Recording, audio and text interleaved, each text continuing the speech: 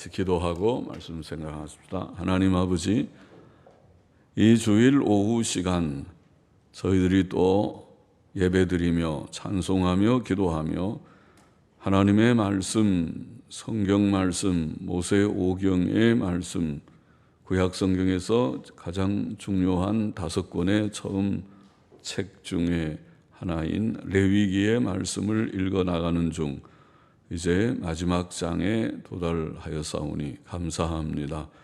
하나님의 은혜로 책을 읽고 또 책을 조금 해석하고 또 내용을 듣고 묵상하며 그 속에 담긴 하나님의 진리와 교훈을 알게 하시고 얻게 하신 것을 감사합니다.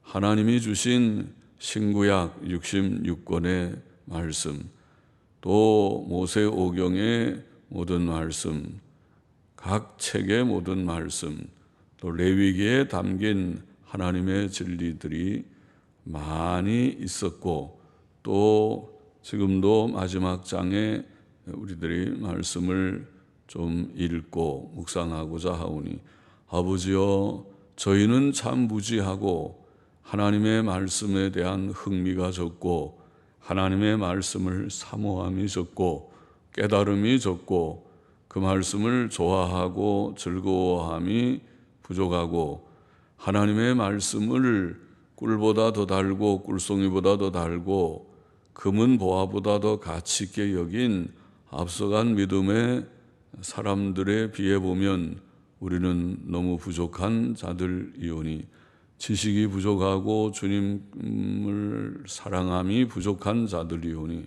하나님이여, 저희의 심령을 날마다 새롭게 하소서. 지식이 더하게 하시고 믿음이 더하게 하시고 주님 사랑함이 더하게 하시고 순종하고 충성하며 살게 하여 주시고 땅 위에서도 주를 기쁘시게 함으로 주의 주시는 풍성한 은혜와 형통의 복과 또 평안의 복을 맛보며 살다가 또 주께 큰 영광을 돌리다가 주 앞에 서게 하여 주옵소서. 사람은 한번 살다가 또 가는데 주님 어떻게 살고 어떻게 가야 될지 생각하는데 아버지 하나님, 깨달음이 적고 믿음이 없고 지식이 없어서 주님 복되게 살지 못하다가 가는 사람들, 가려고 하는 사람들이 들어있사오니 불쌍히 여겨주시고 주님 정말 주님 진실이 믿고 사랑하고 또 선한 일 조금 하다가 주 앞에 다 서게 하여 주옵소서. 부족한 종에게 말씀을 해석할 지혜와 믿음을 주시고 은혜를 주시고 성령님의 깨우치시는 은혜를 주시고 모두들에게 은혜를 주옵소서. 예수님의 이름으로 기도하옵나이다. 아멘. 자, 레위기 27장 말씀 좀 생각해 보십시다. 1절 2절 다시 보십시다. 여호와께서 모세에게 일러 가라사대. 자, 우리의 성경은 하나님의 말씀이고 모세는 선지자들 중에 큰 인물이었습니다. 제 모세오경의 맨 끝인 마지막 5번째 책인 신명기의 맨 끝에 가보면 모세와 같은 선지자가 그 다음에는 나타나지 않았다, 그렇게 되어 있습니다. 정말 모세는 하나님께서 대면하여 아시는 자라고 했습니다. 다른 선지자들은 보통 꿈이나 환상이나 또는 하나님의 성령의 특별한 감동으로 말씀하지만은 모세는 하나님과 대면하여 이야기한 자와 같이, 친구와 같이 하나님과 많이 대화했습니다. 시내산에 올라가서도 하나님과 대면해서 말씀을 듣고 내려올 때는 하나님을 만났기 때문에 얼굴에 광채가 났고 또 성막에서도 하나님의 음성을 듣고 하나님과 대화하는 그런 일을 많이 했다고 성경은 말합니다. 여기에도 여호와께서 모세에게 일러 가라사대, 이것이 선지자들의 일반적인 그런 증거의 표현이고 또 모세에게도 그러하였습니다. 모세에게 하나님께서 나타나 말씀하심으로 모세는 말씀을 듣고 또 전하고 책에 다 기록했습니다. 그래서 모세오경은 모세를 통해서 기록하신 책입니다. 창세기는 모세 이전의 족장의 역사를 간추려서 기록하고, 출애굽기도 모세의 출생부터 시작해서 역사를 아마 엄마에게 들은 그런 내용을 기억해 두었다가 성령의 감동 가운데 다 기록하고, 그리고 이제 출애굽한 때로부터의 광야의 모든 역사를 기록하며 또 하나님께로부터 받은 모든 율법들을 다 낱낱이 기록을 했습니다. 여호와께서 모세에게 일러 가라사대 이스라엘 자손에게 고하여 이르라. 율법은 하나님께서 주신 말씀이고 그들이 믿어야 되고 지켜야 될 말씀입니다. 오늘 성경은 우리 모두에게 주신 말씀이고 우리가 믿어야 되고 지켜야 될 말씀입니다. 무엇을 믿어야 될지 하나님에 관해서, 우리 사람에 관해서, 구원에 관해서, 또 내세에 관해서 무엇을 믿어야 될지, 또 어떻게 살아야 될지 성경에 다 있습니다. 그래서 성경을 많이 읽는 것이 지혜입니다. 복입니다. 성경을 덮어놓고 사는 것이 어리석음이고 돌아가는 것입니다. 모두들이 다 복되게 살고 평강을 얻기를 원하기는 하지만은 어떻게 하면 복을 얻고 어떻게 하면 평안의 길이 되는지를 알지 못하는 어리석음이 많은 것입니다. 그러나 바른 지식과 깨달음을 가진 자들은 성경을 읽으면은 그것이 복이고 그렇구나, 그렇게 깨닫게 됩니다. 과연 그렇습니다. 하나님의 말씀을 사랑하는 자에게는 큰 평안이 있으리니 저에게 장애물이 없으리라. 시편 119편 167절인지 어느 맨 끝부분에 그런 말씀이 있고, 시편 1편의 말씀 잘 알죠. 악을 버리고 악한 자들과 멀리하고 하나님의 율법을 죄하로 묵상하는 자는 시냇가에 심은 나무같이 복된 그런 자가 되고 그 모든 행사가 형통하게 될 것이다. 그렇게 말씀했습니다. 하나님의 말씀을 가까이 하고 성경이 가르친 대로 내 사상을 잘 정리하고, 왜냐하면 우리의 과거의 무신론적인 세계 속에서 살지 않았습니까? 저도 그렇다고 생각하는데, 제가 중고등학교 때 시절을 생각하면은 그 믿음 없는 선생님들이 기독교에 대해서 비아냥거리듯이 말하면은 나는 기독교 신앙, 복음에 대한 이해가 별로 없으면서도 그것이 싫어가지고 그렇게 했는데, 그런 무신론적인 세계 속에서 우리가 자라고 영향을 받고 또 친구 사귀고 그러면서 지나는 가운데서 우리가 바른 사상이 잘 정립되지 못했을 가능성이 많은데, 그러나 뒤늦게라도 깨닫고 성경을 알게 되면 성경 말씀을 통해서 하나님이 창조주시구나, 섭리자이시구나, 하나님이 우리의 생활에 지침을 주셨구나, 이것이 역사의 바른 길이었고 흐름이었구나, 앞으로 역사가 어떻게 진행되겠구나, 우리의 모든 역사의 키는 하나님이 갖고 계시구나, 그런 것을 다 깨닫게 됐습니다. 많이 깨닫게 됐습니다. 그러죠? 지금은 남북 대화하고 그다음에 미북 대화하고 그게 초미의 관심이고 저게 대화가 잘 되겠는가? 지금 8번째 거짓말했던 이북이 9번째 또 거짓말하려고 이번에도 무슨 비핵화 얘기만 꺼내놓고 한반도의 비핵화니 그렇게 또 혼란스럽게 하고, 거기다가 단계적 비핵화니 그럼 옛날로 또 돌아가는 것이니까 말짱 그 대화 해봐야 시간 끌기에 불과하고, 그런데 이게 되겠는가 생각하고, 미국은 이제까지는 우리가 20년 넘게 쏘아왔으니까 이번에는 어림도 없다. 너희가 단번에 비핵화를 다 꺼내놓고 하지 않으면은 그러면 대화는 없다. 끝장이다. 그럼 보자. 그 다음에는 뭐가 있는지 그것은 궁금하지만은, 그러나 예상되는 것은 그 다음에는 다른 게 없습니다. 다른 방법, 북폭밖에는 다른 방법이 없습니다. 그거를 과연 트럼프가 할지는 몰라도 본인들의 생각대로 북한이 핵을 다 완성하고 미국을 위협하면 우리나라를 위협하는 것을 우리는 가만두지 않는다. 엄청난 지금 전력을 일본 근해까지 배치해 놨으니까 항공모함이 세대가 온 적이 없고, 무슨 상륙함 그런 해병대가 막 들어가서 가는 것이 2대가 와 있던가 그렇죠. 엄청난 화력을 집중해 놓는 것은 역사에 없고, 인도양에 있는 항공모함까지 칠함대로 불러다가 일본 옆에다 세운 건 없으니까 그것은 엄포 아니면은 북폭입니다. 엄포에서 듣지 않으면, 이래도 너희가 핵을 포기한다고 솔직하게 하지 않으면 그럼 마음대로 해라. 그 다음에는 우리가 생각하는 것이 있다.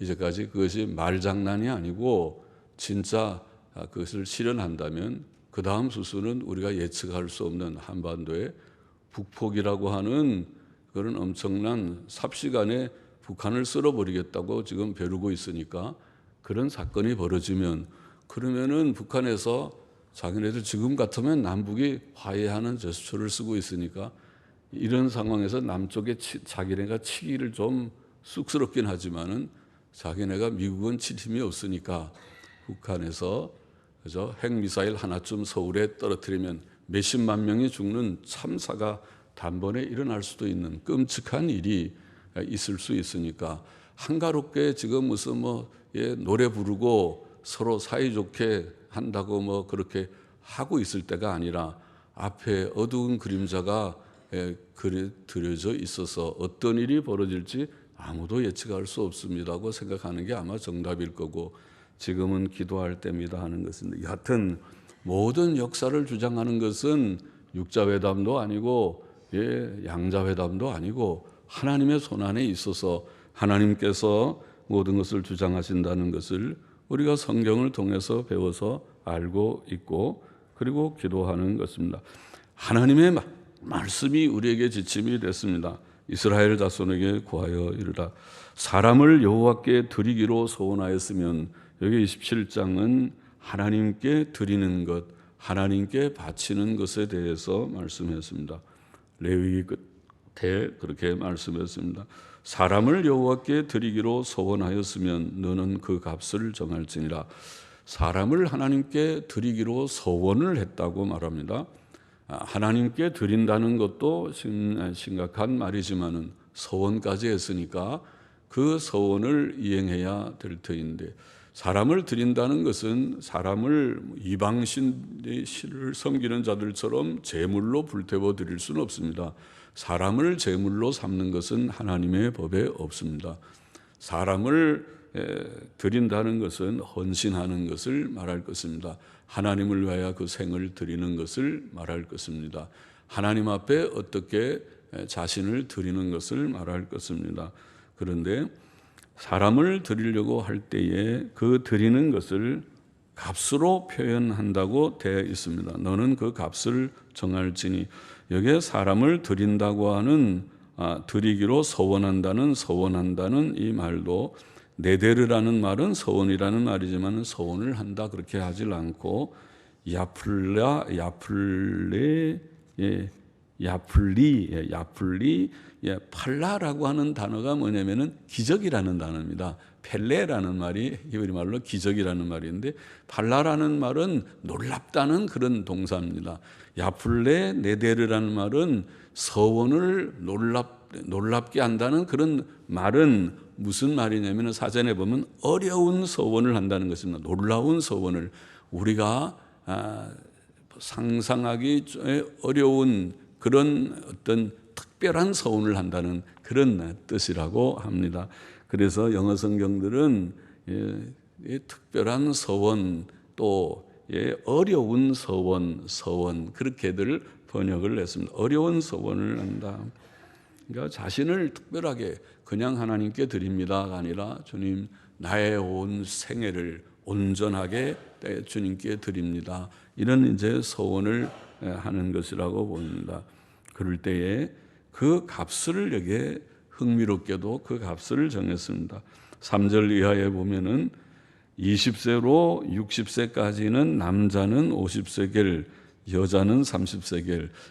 여자가 남자보다 값이 싼지는 몰라도 하나님께서 값을 정하기를 남자가 표준으로 20세부터 60세까지 그러면은 60세가 넘은 저를 포함해서 우리 나이가 좋으신 든 분들은 조금 마음이 좀 위축되겠지만은 60세가 넘으면 값이 떨어진다고 되어 있습니다.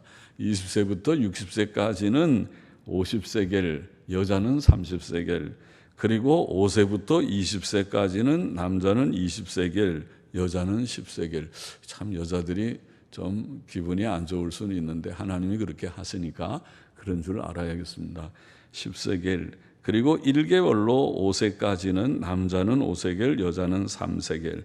그리고 이제 흥미있는 것은 60세 이상이 되면 남자는 15세겔, 여자는 10세겔. 그러니까 자, 5세부터 20세의 남자 값보다 좀 값이 떨어집니다. 여자는 똑같은데 여자는 왜 5세부터 20세까지 값이 10세겔이니까 똑같은데 남자는 이게 나이가 들면 좀 쓸모가 덜한지 여자는 그래도 어린 나이하고 비슷한 값이 되고 남자는 좀 쓸모가 좀 덜한지. 근데 사실 가만히 보면은 남자들이 나이가 들면은 좀 부족하긴 한 것 같아요. 마음도 소심해지고 여자가 없으면 아무것도 못 해가지고 나이 든 남자들 보니까 여자 뒷공무니만 쫄쫄 따라다니듯이 부인만 좀 의존하는 그런 거 좀 덜어 있거든요. 부인이 없으면 아무것도 없어요. 밥도 할 줄도 모르고 빨래도 할 줄도 모르는데 그러다 이제 혼자 살면 조금씩 이제 훈련이 되긴 하는데 그래서 이거 참 옛날은 더 했을 것 같아요. 지금도 그러니까. 그래서 옛날에는 60세 이상이 되면 값이 많이 떨어진다고 돼 있어서 흥미롭기도 하고 우습기도 하지만은 또 그게 그럴 수도 있겠다. 참 남자들이 그렇게 잘 못할 수도 있겠다고 생각이 됩니다. 여하튼 이렇게 값을 다 정했어요. 그래서 서원하면 그 서원하는 대신 우리가 뭐 몸을 어떻게 드릴 수는 없지만은 그걸 값을 쳐서 하나님 앞에 드리기도 하고 그 다음에 혹시 서원을 지금 이 값은 또 하나의 의미는 서원을 만일 내가 하지 못한다고 중간에 물으려고 할 때 서원을 했다가 내가 좀 이것을 잘 너무 어려운 서원을 해서 하기가 좀 어렵습니다 할 때는 그것을 값으로 다시 물을 수가 있게 하는데 그때 값이 필요합니다. 값을 내가 했는데 그 값을 줌으로써 물을 수 있는 그런 값이라고 보이고 그렇게 성경 주석가들은 주석을 하고 있습니다. 9절 보십시다. 사람이 예물로 하나님께 드리는 것이 자 이제 몸을 드리는 것은 앞에 얘기를 했고 생축으로 드리면 가축이나 이런 짐승으로 드릴 때면 서원물로 여호와께 드릴 때는 다 거룩하니 그것을 변개하여 우열간 바꾸지 못할 것이요. 어떤 가축을 드리려고 했다가 보니까 저거는 너무 좋고 또 그냥 나쁜 거 좀 드리지 그럴 수도 있고 그렇게 되면은 좋은 거 나쁜 거를 바꾸려고 하면은 안 된다. 생축을 바꾸면 둘 다 거룩할 것이니 좋은 거나 나쁜 것이나 둘 다 그러면은 다 하나님께 드려야 된다고 그렇게 돼 있고 부정하여 여호와께 예물로 드리지 못할 생축이면 그 생축을 제사장 앞으로 끌어갈 것이요 제사장은 그 우열간에 정가할지니 그 값이 정가한다는 값을 정한다는 말이죠. 그 값이 제사장의 정한 대로 될 것이며 그가 그것을 물으려면 정가의 5분의 1을 더할지니라. 그러니까 값을 어떤 생축을 하나님 앞에 서원해서 바치기로 했다가 그것을 물고 싶으면은 그 값에 5분의 1을 더해서 하나님 앞에 드리도록 그렇게 규정을 하였고 14절에 보면 사람이 자기 집을 구별하여 여호와께 드리려면 제사장이 그 우열간에 정가할지니 그 값이 제사장의 정한 대로 될 것이며 그 사람이 자기 집을 물으려면 정가한 돈의 그 5분의 1을 더할지니 그리하면 자기 소유가 되리라. 그러니까 집을 하나님 앞에 드릴 때도 그렇게 하고 그것을 물을 때는 5분의 1을 더 첨가하면 물을 수가 있다. 그렇게 규정을 하고 있습니다. 16절 보십시다. 사람이 자기 기업된 밭 얼마를 구별하여 이제는 집도 얘기했고 땅이죠. 밭을 이제 구별하여 하나님께 드리려면 두락수대로 정가하되 두락수대로 우리가 시골에 농사를 안 하니까 두락수가 뭔지 잘 모를 수 있지만은 마지기라는 말은 좀 나이 든 사람은 들어본 것도 같습니다. 한마지기, 두마지기 그렇게 하는데, 그것은 우리가 토지를 우리가 그 토지의 크기를 계산을 할 때 한마지기, 두마지기 그런 말을 썼습니다. 그 말은 우리가 쌀이나 이런 씨앗을 한 말을 뿌릴 수 있는 크기를 한마지기라고 한다고 합니다. 한 말. 한 말을 뿌릴 수 있는 그런 땅이 한마지기입니다.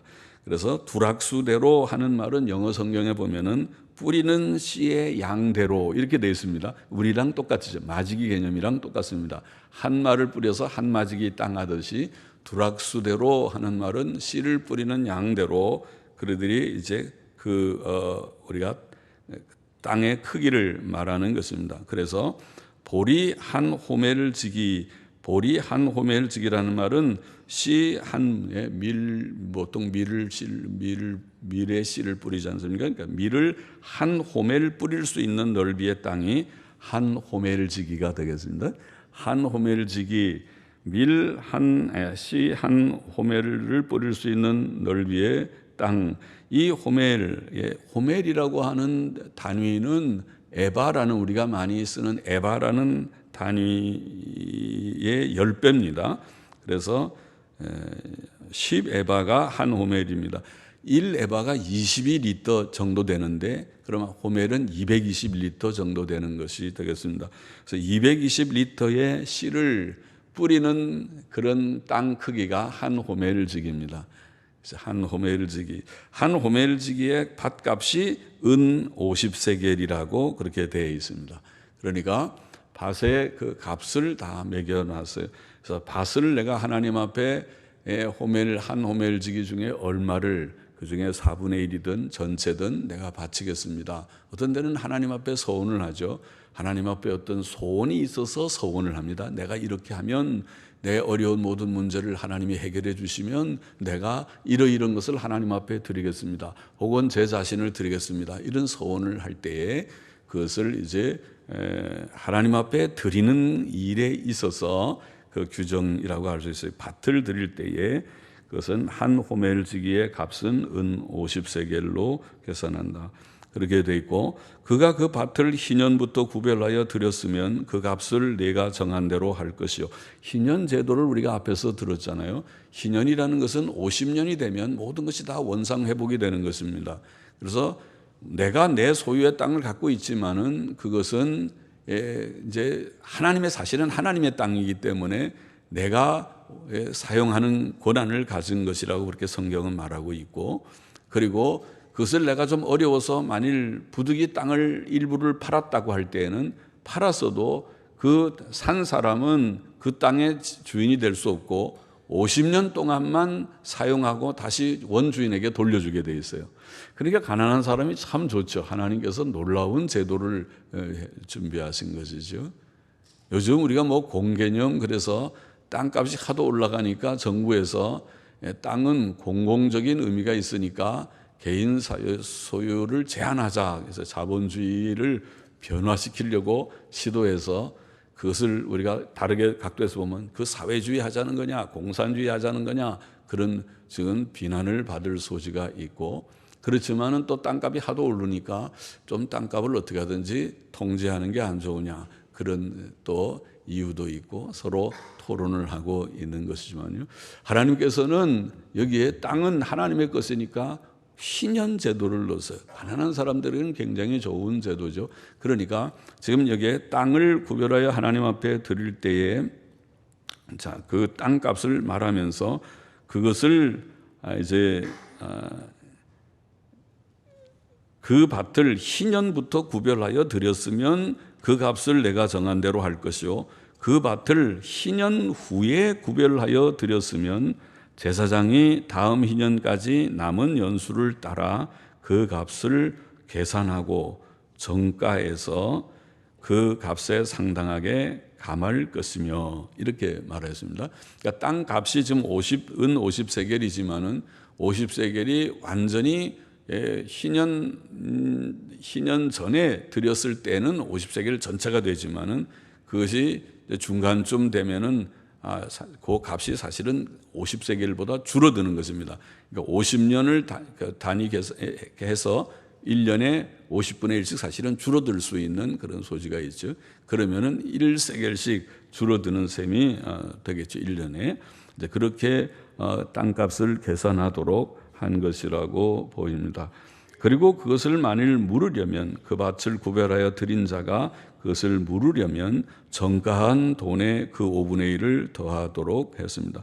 그리하면 그것이 자기 소유가 다시 될 수도 있었습니다. 그가 그 밭을 물으지 아니하려거나 타인에게 팔았으면 다시는 물으지 못하고 희년이 되어서 그 밭이 돌아오게 될 때에는 여호와께 바친 성물이 되어 영령이 드린 땅과 같이 제사장의 기업이 될 것이며, 하나님께 드린 것은 제사장의 기업이 되는데 만일 그가 하나님 앞에 완전히 드린 것이 될 때에는, 그리고 그것을 물으지 않으면 나중에 희년이 됐어도 하나님의 것으로 바쳐지게 된다는 그런 뜻이겠죠. 사람에게 샀고 자기 기업이 아닌 밭을 여호와께 구별하여 드렸으면 너는 정가하고 제사장은 그를 위하여 희년까지 계산하고 그는 너의 정가한 돈을 그날에 여호와께 성물을 삼을지니 그 밭은 희년에 판 사람 곧 그 기업의 본주에게로 돌아갈지니라. 다른 사람에게 산 밭의 경우는, 자기 것이 아닌 경우에는 자기가 하나님 앞에 드린다고 하더라도 희년이 되면 그 원래 밭주인에게로 돌려줘야 될 것이다. 그렇게 규정을 하고 있습니다. 너의 모든 정가를 성소의 세겔대로 하되 20게라를 한 세겔로 할지니라. 26절 보십시다.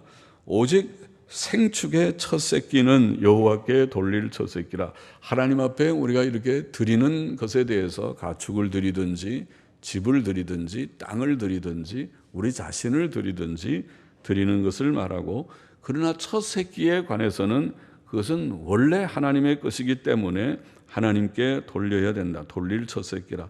그렇죠. 하나님께서는 첫 열매를 하나님의 것이라고 했습니다. 그래서 첫 새끼는 하나님께 드리는 것이다. 우양을 물론하고 여호와의 것이니 누구든지 그것으로는 구별하여 드리지 못할 것이며, 그것을 구별하고 드리고 할 것에 첫 새끼는 원래 하나님의 것입니다. 부정한 짐승이면 너의 정가의 그 5분의 1을 더하여 속할 것이고, 부정한 짐승의 경우는 하나님 앞에 제물로 드릴 수 없으니까 그것은 우리가 속할 수 있고, 속한다는 말은 그것을 죽이지 않고 살려두면 5분의 1을 더 주어 드려 하나님께 돈으로 드려서 그것을 죽이지 않을 수 있고, 만일 속하지 아니하거든 너의 정가대로 그것을 팔 것이라고 그렇게 되어 있습니다. 그것을 팔아서 하나님 앞에 드린다고 하는 뜻이라고 보입니다. 28절에 그러나 여기에 예외가 오직 여호와께 아주 바친 그 물건을, 우리가 하나님께 아주 바친다고 번역한 이 표현, 히브리 말로는 케렘이라고 말하는데, 케렘 혹은 헤렘이라고도 표기하고 케렘이라고 하는 발음, 히브리어의 거친 발음, 헤렘이라는 이 말은 특별한 뜻을 가졌습니다. 헤렘이란 말은 완전히 멸할 것이라는 뜻을 가지고 있어요.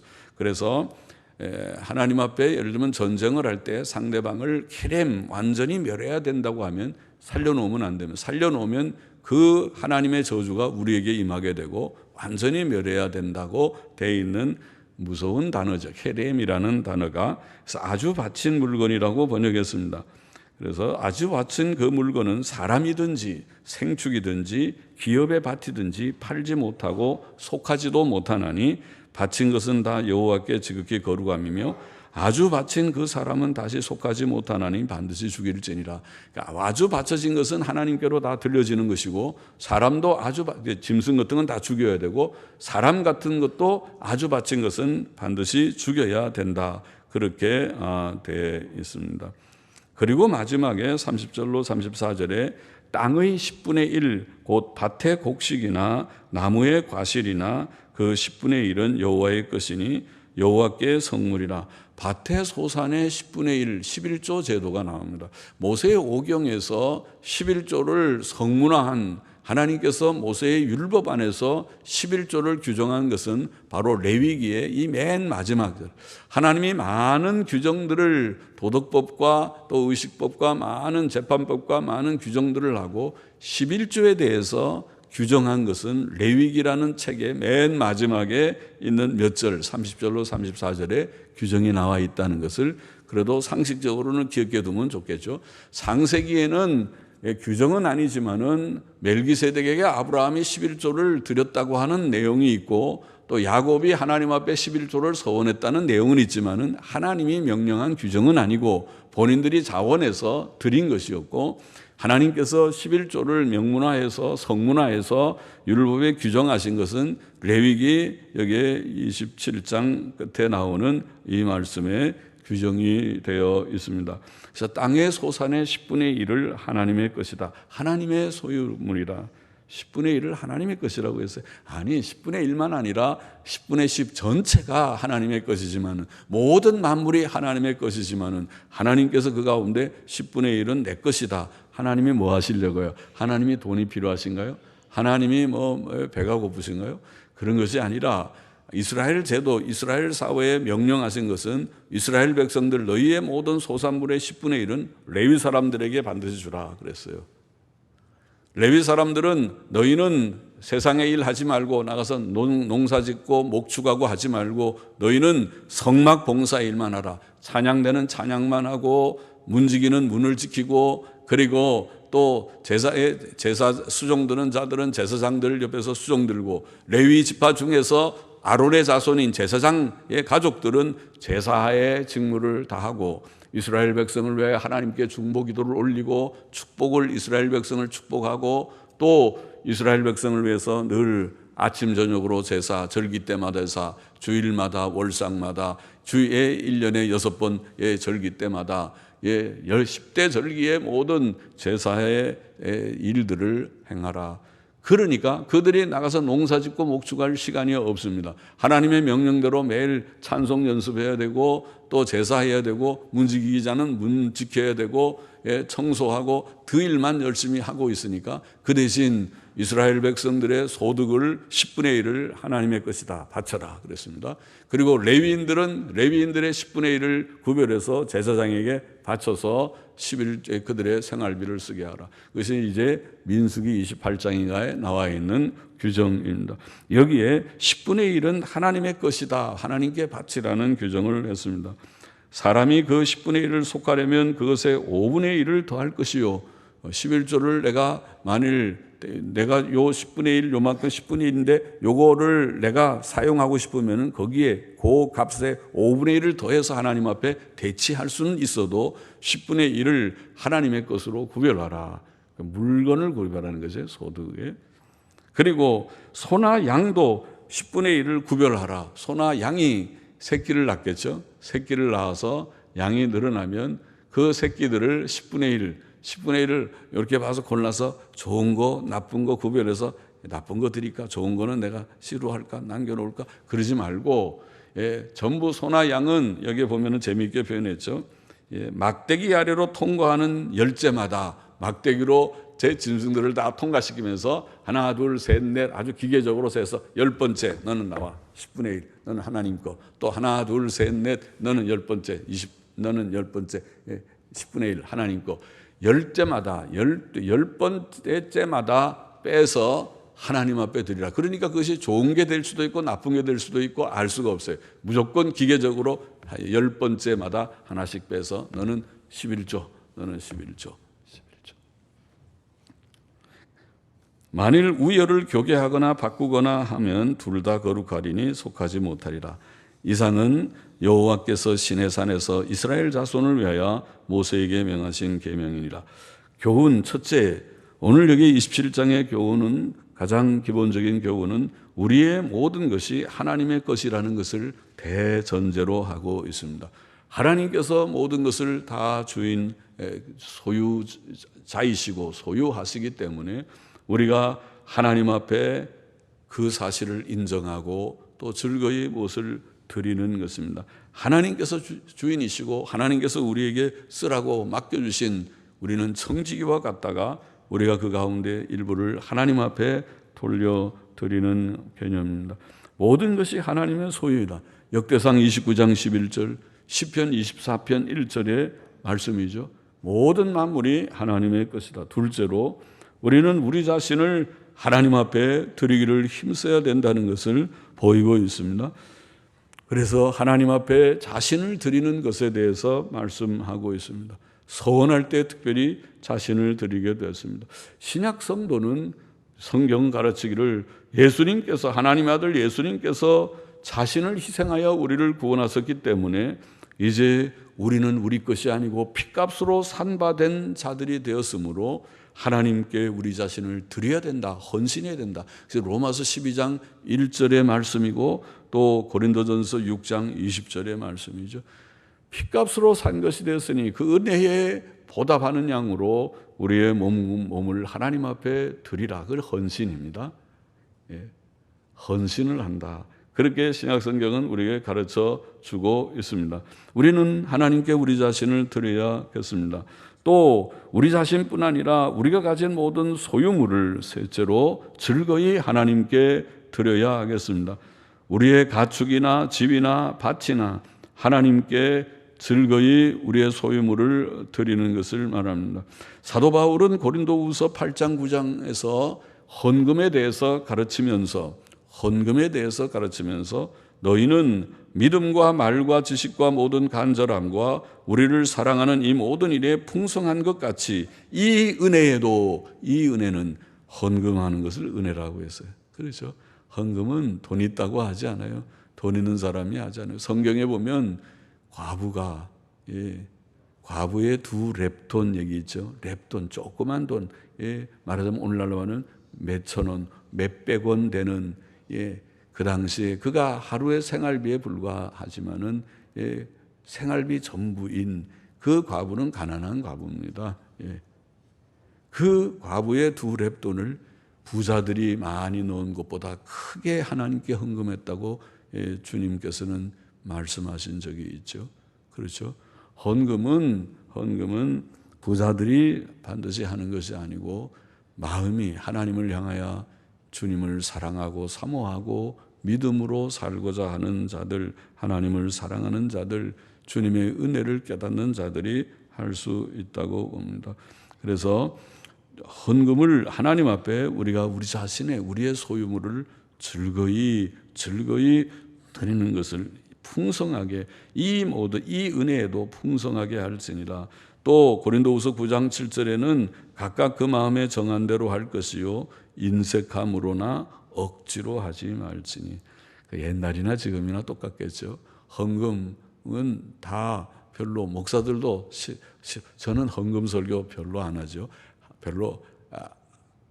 어떤 데는 11조 설교 잘못했다가 하고 나서 그 다음에 집에 가서 앉아 있는데 어느 분이 전화해 가지고 막 쏟아붓듯이 11조 안 해도 살기 어려워 죽겠는데 11조 하라고 그랬다고 막 전화로 쏟아붓는 그런 말을 들은 적도 있고, 그런 말 한두 번 들으면 가슴이 벌렁벌렁 뛰어서 다시는 이제 11조 설교를 안 하지. 본인들이 알아서 성경 읽고 알아서 복 받든지 말든지 하지. 내가 무슨 11조 설교 한다고 내가 나한테 무슨 덕될 것이 그렇게. 하나님께서는 교회 재정은 항상 채워주시는 것이고, 목사가 설교에서 짠다고 헌금이 더 나오고 그런다고 나는 생각도 안 하고 그렇게 해본 적도 없으니까 안 한다 그렇게 하지만은, 그러나 성경은 말하기를 인색함으로 억지로 헌금하는 것은 하나님이 싫어하신다. 제가 하나님이라도 그렇게, 우리가 하나님이라도 그렇죠. 하나님이라면은 억지로 하는 걸 기뻐하지 않죠. 자식이 부모한테 뭘 효도를 한다고 용돈을 드리는데 마지못해서 투덜투덜대면서 내가 이렇게 하면은 어렵고 그런데 할 수 없이 하는 것처럼 하면은 그 부모가 자존심 상해서 내가 굶고 말지. 간도 이거 없어도 산다. 가져가. 내가 이거 받아갖고 살겠냐. 그래서 부자 되냐. 간두라. 부모가 자식에게 한 것은 한없이 많아도 자식이 부모에게 하는 것을 그렇게 받지 않을 거예요. 똑같은 거예요. 하나님이 우리에게 모든 것 다 주셨고 예수님 주시고 모든 은혜를 주시고 구원을 주시고 천국을 주시고 내세를 주시고 진리를 주시고 성경을 주시고 교회를 주시고 다 교훈 사랑하는 가족을 주시고 다 주셨어도 우리가 하나님께 헌금할 때 인색하고 그렇게 억지로 하면은 하나님께서 기뻐하는 그만둬. 너 없어도 너 헌금 없어도 나는 잘 살고 있어. 그리고 나를 사랑하는 사람들이 또 있을 거야. 그러니까 그만두라 그러실 거예요. 우리가 하나님이라도 그러게. 근데 그 심정을 여기에 표현한 것이라고 봅니다. 헌금은 절대로 그렇게 하지 말고 하나님께 기도하고 즐거운 뜻으로 즐겨내는 자를 사랑하시느니라. 즐거움으로 하는 것인데 여기에 소유물을 하나님께 즐거이 드려야 될 것이다. 특별히 여기에 넷째로 11조와 첫 열매를 가르쳐 주었습니다. 가축의 첫 새끼는 그것은 하나님의 것이니 첫 열매는 하나님의 것이다. 거기는 따져볼 것도 없다. 그래서니까 첫 열매가 뭔데요? 첫 열매가 뭔지. 어떤 사람은 취직해서 첫 달 월급이 첫 열매라고 그러는데 첫 열매가 그런 것인지, 첫 열매가 뭔지, 또 11조는 어떻게 드리는 것인지, 우리의 소득이 뭔지, 여러분의 수입이 들어오는 소득이 뭔지. 자, 그런 얘기 전에 했던가요? 제가 저 수석에 있을 때에 그 초등학교에 소사하시는 우리 집사님이 계셨는데, 집사님은 11조 헌금을 할 때 보면은 꼭 몇 원까지 나오더라고요. 몇백 원, 몇백, 몇천, 몇백, 몇 원. 아주 우습다고 생각해서 11조를 사사오입을 해서 이거를 띄어버리든지 올리든지 좀 하지 어떻게 하든지. 그런데 아주 정확해요. 그분은 자기가 소사의 월급이니까 박봉일 텐데 거기서 이게 소득을 이렇게 해가지고 계산해서 11조를 이렇게 내더라고. 그렇게 하는데 그런데 하나님께서 복을 주신 것 같아요. 어느 날은 그분이 난가사동에 어디 사셨댔는데 거기에 도로가 나면서 이 집이 수용이 되면서 보상을 생각보다 많이 받았다고 그러더라고요. 받아가지고 그것 때문에 좀 유유롭게 뭐가 되신 그런 것을 보고 속으로 신기하다. 저렇게 저분은 그렇게 11조를 해야 된다고 생각을 해서 그랬는지 하여튼 그렇게 11조를 정확히 한다고 애를 쓰더니 그래도 하나님께서 저 어려운 생활에서 이렇게 하신 것 같다. 그런 이제 좀 생각을 한 적이 기억이 납니다만은 우리가 하나님 앞에 하나님께서는 첫 열매와 11조는 내 것이다. 11조는 하나님의 것입니다. 첫 열매는 하나님의 것입니다. 그렇게 생각합니까? 아니, 모든 것이 하나님의 것이지만은 특별히 10분의 1은 내 것이다. 첫 열매는 내 것. 아니요, 하나님. 그렇게 하면 우리가 어떻게 산다고요? 그런 얘기는 하지 마세요. 그냥 감사헌금 하라고 그러세요. 감사헌금 하라고. 11조 자꾸 하라고 그렇게 하면은 스트레스 받아요. 그렇게 우리가 하나님께 따져야 되겠는지 아니면 내 것이다 그러면 옳습니다. 모든 것이 주 것입니다. 주님의 것입니다. 10분의 1이요. 그 이상이 주의 것입니다. 주님은 나를 위하여 아들을 희생하셨습니다. 목숨을 나를 위하여 주셨습니다. 나의 전체가 주의 것입니다. 같이 기도하십시다. 하나님 아버지, 모든 것이 하나님의 것이고 우리 자신을 우리의 소유물을 첫 열매와 11조를 즐거이 하나님 앞에 드릴 수 있는 지식과 믿음을 언제 저희에게 주실는지 또 어떻게 저희들이 주를 위하여 더욱 힘있게 사는 믿음의 사람들이 될 수 있겠는지 하나님이여 은혜를 주시고 복을 주셔서 주를 사랑하며 땅 위에 살 동안도 하나님이 주시는 영육의 그런 풍성함을 우리가 누리게 하시고 또 영광의 천국에 들어가게 하옵소서. 예수님의 이름으로 기도하옵나이다. 아멘. 아멘. 아멘.